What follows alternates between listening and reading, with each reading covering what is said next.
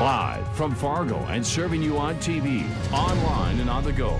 This is Valley News Live 10 at 10. We begin with breaking news tonight. Still no resolution to a man holed up in Grand Forks apartment with a gun. We're told a SWAT team is on the scene. Now, it all started around 8 o'clock in the Autumn Ridge Apartments that's located on 36th Avenue South in Grand Forks. That's south of the Walmart store on 32nd Avenue. Now, police say the original call was for a welfare check of a man with a gun. They have since been evacuating the apartment building, and they're asking that residents stay away from that area and that people who live in the area shelter in place. Police also tell Valley News Live their first step is to make contact with the man inside and say that could take a while. By the looks of it, there is a large police presence at the scene. Neighbors we talked with say they remember seeing the suspect passed out in a hallway previously. They just knocked on my door and asked that we leave because there was a shooter up on the second floor. Now stick with Valley News Live for updates on this story. They have to notify us, and we have to know where these places are for our own police. They have to know that it's very important for public safety. City Commissioner Dave Pepcorn isn't happy with the F5 project. It's a group in the Valley whose mission is to help those struggling with addiction. The project is behind 4 sober houses in Fargo, but it's working to meet guidelines for the number of people living inside those homes.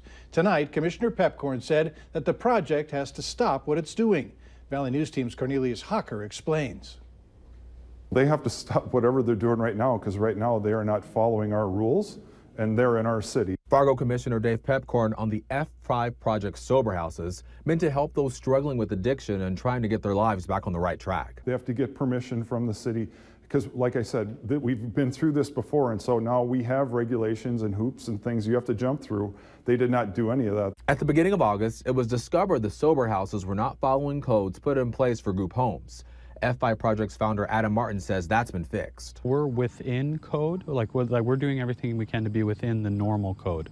We're going through the application process right now to have group housing so that we can have more people in a house. An August 3rd meeting between Martin and city leaders took place to get the application process rolling.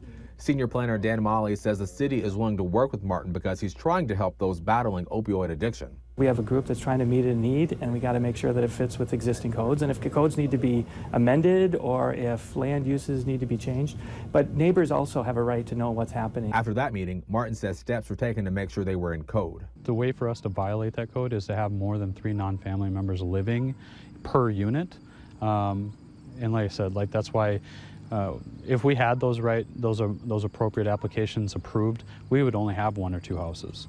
But since we don't have those yet, and we're in the process of doing it, that's why we have 4. And with that, if the city was to come check out their homes now, they'd pass an inspection, according to Martin. Still, Pepcorn is hesitant about what's happening. The main thing I'm concerned, if it's sex offenders or something like that, are they near schools, parks, daycares, things like that? Those are there's reasons why we do that for public safety, and we don't even know where these houses are, and so it's not good. It's not a good start for them.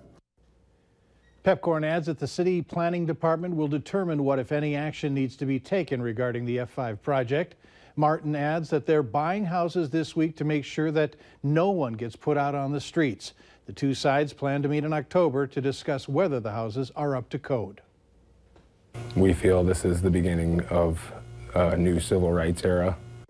One of the men at the Unite the Right rally in Charlottesville, Virginia over the weekend was Pete Tefft of Fargo, a self-described white activist who has drawn criticism after being identified online as one of the men involved in the rally. Valley News Live sat down with Tefft today asking how are these views not seen as hateful and divisive at a time when it's clear our country needs to come together. So I would ask how anybody sees advocating for civil rights as hate speech. As far as the term white supremacist goes, in my view, anybody that thinks white people don't need advocacy, they're the white supremacists.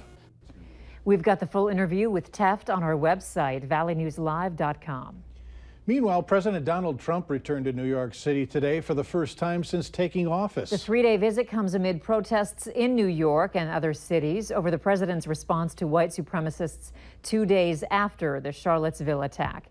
Reporter Kenneth Craig has the latest.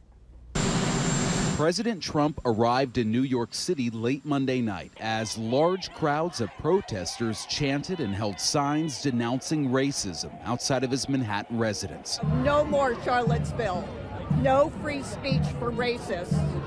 The demonstrations happened just days after race-fueled clashes in Charlottesville, Virginia. After initially blaming all sides for the violence, today the president called out the hate groups involved by name.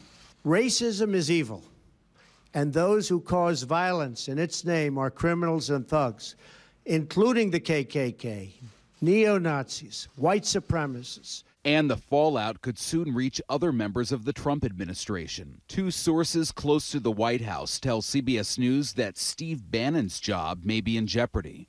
The president's chief strategist brought a nationalist message to the White House and once ran the right-wing news service Breitbart. As law enforcement officers here in New York work to keep the president and the public safe, authorities in Charlottesville are coming under fire for not doing enough to stop the weekend chaos. I certainly have regrets. We lost 3 lives this weekend. Among them, 32-year-old Heather Heyer, who was killed when this car plowed into counter-protesters marching peacefully against an alt-right rally. I'm going to make her death worth something. Earlier in the day, Alex Fields Jr. was arraigned on second-degree murder charges for the incident and was denied bail. Kenneth Craig, CBS News, New York. Police records show Fields Jr. had a violent past and was once accused of beating up his own mother. At the time of the incident, he was employed as a security guard in Ohio. His employment has been terminated. North Dakota U.S. Senator John Hoeven weighed in on Charlottesville today. Hoeven, like his counterpart Heidi Heitkamp, says he thinks President Trump should have spoken out against white supremacists and neo-Nazis on the day it happened, not 2 days later, after there was a lot of backlash. Well, all the more reason that the first time he commented, he should have been very clear that we need to condemn any kind of white supremacy, neo-Nazi group, anything like that. Again, there's just no room for that in our country. Meanwhile, hundreds of people took to the streets in Minneapolis in response to the racism and violence in Charlottesville over the weekend. Minneapolis police says that the crowd had dispersed a little over an hour ago. Taylor Swift has won her lawsuit against a former radio host who she accused of grabbing her bare bottom during a meet and greet after a concert 4 years ago. The jury agreed that Swift was assaulted and awarded her the symbolic $1 she was asking for. During closing arguments, her attorney said Swift only wanted $1 because she had no desire to bankrupt the DJ, but to send a message that no means no. After the verdict, Swift released a statement thanking her supporters and anyone who feels silenced by a sexual assault. She said she'll be making donations in the near future to multiple organizations that help sexual assault victims defend themselves. A whistleblower contacted our Valley News Live investigative team, saying that the Grand Forks School District would not allow her autistic daughter to stay at the school she's been attending for 2 years. The family moved, and even though it would be about the same distance to the new school, the school district says because of attendance issues, her petition was denied. She should be at the school that has the best resources for her.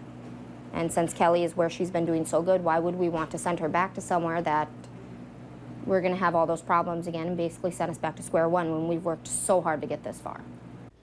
The school district does honor most in-district transfers this year. Out of 224 requests, they accepted 118 and denied 106 other requests. As we stated, this story came to us through a whistleblower hotline. If you have an issue in your community, call 701-237-6576. Call that number and leave your tip. We'll do our best to get to the bottom of it. North Dakota residents can now renew their driver's license online. In order to be eligible, you must have a North Dakota driver's license. You must be between the ages of 21 and 65 and have previously renewed it in person after turning 21. There also cannot be any changes to your address or name than what appears on your current driver's license or driver record. For more information, we have a link posted online. Just head to valleynewslive.com and click on this story. Duluth Trading Company is coming to West Fargo. Mayor Rich Mattern confirming the news to Valley News Live today. Mattern posted to his Facebook page, another new store coming to West Fargo. If my research is correct, will be the first of its kind in North Dakota. Exciting. The new store will be located near Costco in West Fargo. Still no word on when the store will be finished. A dip in the pool for man's best friend. Moorhead Parks and Recreation hosted its annual doggy dip today. For a small fee, dogs of all shapes and sizes got a chance to get their feet wet. Organizers say it's a great opportunity to meet fellow dog lovers and give their furry friends a chance to have some outdoor fun. It's the last day that the pools are open, so we just drain all the chlorine out of the water and let the dogs roam free. Families love this, the dogs love this. We have people coming from all over the place. We already have people from Fargo here, Moorhead, everywhere. All proceeds from the doggy dip will go toward the Moorhead Dog Park.